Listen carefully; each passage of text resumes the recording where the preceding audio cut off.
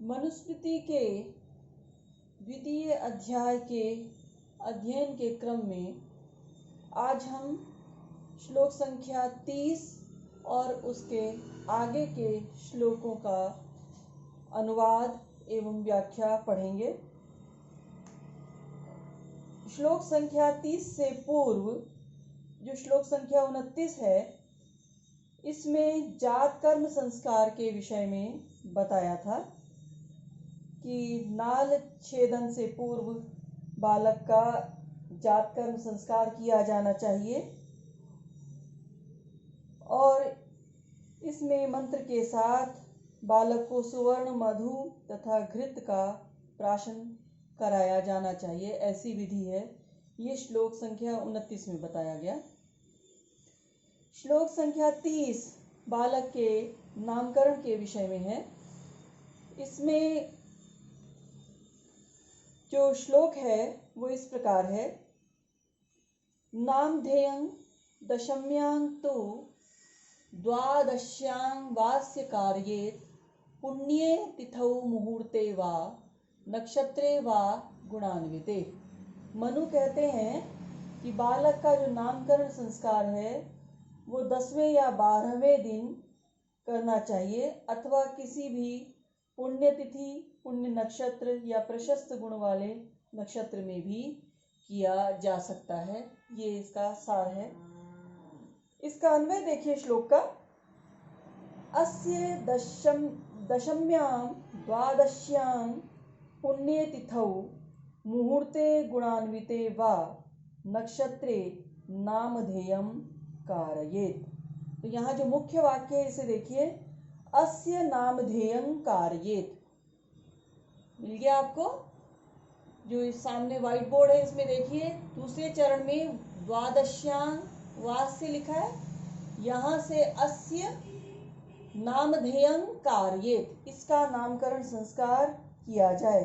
तो कब किया जाए? तो इसका उत्तर दिया है इन्होंने दशम्यां, या तो 10वें दिन, जन्म के 10वें दिन, अथवा द्वादश्यां या 12वें दिन, अथवा पुण्यतिथौ, किसी पुण्यतिथि में, शुभ तिथि में, अथवा मुहूर्त हो, कोई पुण्य ऐसा कोई शुभ मुहूर्त हो उसमें, अथवा गुणान्विते नक्षत्रे, जो गुणयुक्त नक्षत्र, कोई प्रशस्त नक्षत्र हो उसमें बालक का नामकरण किया जा सकता है। ये यहाँ पर कहा है। तो इस प्रकार आप देख रहे हैं कि जो नामकरण विषय जो मनु के नियम हैं वे अत्यंत सरल हैं और स्पष्ट है कि उन्होंने बालक का 10वें या 12वें दिन अथवा किसी पुण्यतिथि, नक्षत्र या मुहूर्त में बालक के नामकरण का विधान किया है। कुल्लूक भट्ट ये मनुस्मृति के टीकाकार हैं। इनके मत में शिशु का जो जन्म है उससे संबंधी जो अशौच है उसका समय जब निकल जाए, जो एक अशौच का समय होता है जन्म के उपरांत, वो निकल जाने पर नामकरण संस्कार किया जा सकता है अथवा किसी भी प्रशस्त तिथि में नामकरण किया जा सकता है। और इस प्रकार इन्होंने गृह्य सूत्र जो हैं उनमें अत्यंत जटिल नियम दिए गए हैं जो नामधेय के, उनका परिहार करके और इस प्रकार सरल नियमों के द्वारा नामकरण संस्कार का विधान किया है। श्लोक संख्या 31 और 32 जो है वो भी नामकरण के विषय में ही है, जिसमें बताया गया है कि नामकरण किस प्रकार किया जाए या नाम किस प्रकार का रखा जाए। इन श्लोकों के अर्थ स्पष्ट हैं। अब जो अगला श्लोक है, श्लोक संख्या 33, उसको देखिए। ये श्लोक स्त्रियों का नामकरण किस प्रकार हो इस पर अपना इसमें पूरा इसका विचार है। इस श्लोक के अनुसार स्त्रियों का जो नामकरण है, स्त्रियों का जो नाम है वो सुखपूर्वक उच्चार्यमाण होना चाहिए, उच्चारण किया जाने वाला होना चाहिए, जो सुखपूर्वक सरलता से उच्चारण करने योग्य हो, ऐसा स्त्रियों का नाम होना चाहिए। उसमें कटुवर्ण जैसे ट ठ इत्यादि जो हैं, ऐसे कटुवर्ण नहीं होने चाहिए। नाम स्पष्ट होना चाहिए, मनोहर होना चाहिए, मांगलिक होना चाहिए, दीर्घ अक्षरों से संयुक्त होना चाहिए, आशीर्वादात्मक होना चाहिए। इस तरह के, जैसे यशोदा ये नाम है, कमला, लक्ष्मी, गौरी, ये जो नाम हैं ये सारे के सारे मंगलवाची हैं, आशीर्वादात्मक, जो विधान किए गए हैं उसके अनुसार हैं। श्लोक इस प्रकार है। स्त्रीणाम सुखोद्यम अक्रूरम विस्पष्टार्थं मनोहरम मंगल्यं दीर्घवर्णांतम आशीर्वादाभिधानवत्। ये जो स्त्रियों का नाम है इसका अन्वय देखिए। स्त्रीणाम नामकरणं सुखोद्यम अक्रूरम विस्पष्टार्थं मनोहरम मंगल्यं दीर्घवर्णांतं आशीर्वादाभिधानवत् कुर्यात्। तो स्त्रीणाम यानी स्त्रियों का, क्या स्त्रियों का, तो यहाँ पर आपको एक अर्थ निकालना होगा नामकरणम, क्योंकि नामकरण की प्रक्रिया चल रही है तो यहाँ हमें अन्वय से ये अर्थ लेना होगा। स्त्रीणाम नामकरणम, स्त्रियों का जो नामकरण है, सुखोद्यम अर्थात सुख से उच्चारण करने योग्य होना चाहिए। फिर कहा अक्रूरम, अक्रूरम का अर्थ है जो क्रूर, ये जो कटु वर्ण है, जो सुनने में अच्छे नहीं लगते, ऐसे वर्णों से रहित होना चाहिए।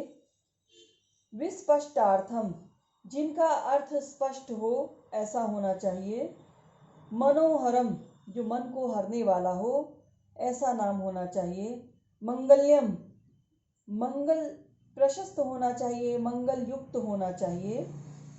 दीर्घ वर्णांतम, जिसका जो अंतिम वर्ण है वो दीर्घ हो, जैसे कि कमला, लक्ष्मी, रमा, इस प्रकार। फिर कहा आशीर्वादाभिधानवत्, और आशीर्वाद से संयुक्त ऐसे नाम होने चाहिए स्त्रियों के, जैसे कि यशोदा, यहाँ आशीर्वादात्मक है। तो ये है जो मनु द्वारा विधान किए गए स्त्रियों के नाम के विषय में, स्त्रियों का नाम इस प्रकार होना चाहिए। अगला श्लोक जो है वो है निष्क्रमण संस्कार के और अन्नप्राशन संस्कार के विषय में। इसमें कहा गया है कि बालक का जन्म के बाद जन्म से चौथे महीने में बालक को घर से बाहर लाना चाहिए। इसको कहते हैं निष्क्रमण, बाहर लाना। और साथ ही कहा अन्नप्राशन, जो अन्नप्राशन यानी अन्न को का स्पर्श कराना, उसको चटाना, जो भी कहें, वो जो समय है वो भी बताया कि छठा माह होना चाहिए। श्लोक इस प्रकार है। चतुर्थे मासी कर्तव्यम, श्लोक संख्या 34, ये व्हाइट बोर्ड पे देखिए। चतुर्थे मासी कर्तव्यम शिशोर निष्क्रमणं गृहात् षष्ठे अन्नप्राशनं मासी यद्वेष्टं मंगले कुले, मंगलम कुले, यद्वेष्टं मंगलम कुले। तो यहाँ पर कहा, अन्वय देखिए इसका। चतुर्थे मासी गृहात् शिशोः निष्क्रमणं कर्तव्यं षष्ठे मासी अन्नप्राशनं यद्वा यस्य कुले इष्टम मंगलम च। स्पष्ट है अर्थ कि शिशु का जो निष्क्रमण है, जो घर से बाहर लाने का जो संस्कार है, वो चौथे मास में करना चाहिए। और अन्नप्राशन जो है, अन्न को स्पर्श कराना मुख में, ये जो है ये बालक के कुलक्रम में जो अभीष्ट हो वो, अथवा छठे मास में ये किया जाना चाहिए। अन्नप्राशन जो संस्कार है वो, इसके लिए यहाँ पर कहा कि अस्य कुले इष्टम मंगलम च, जो इसके कुल में इष्ट हो, मंगल हो, ये हो, या षष्ठे मासी अन्नप्राशन, अन्नप्राशनम कुर्यात्, ऐसा कहा है यहाँ पे। तो मनु के स्पष्ट नियम हैं यहाँ पर भी कि जो बालक का निष्क्रमण, जो घर से बाहर लाना है, 9 मास जो बालक गर्भ में रहा, उसको एकाएक बाहर लाने पर कई तरह के संक्रमणों का खतरा होता है।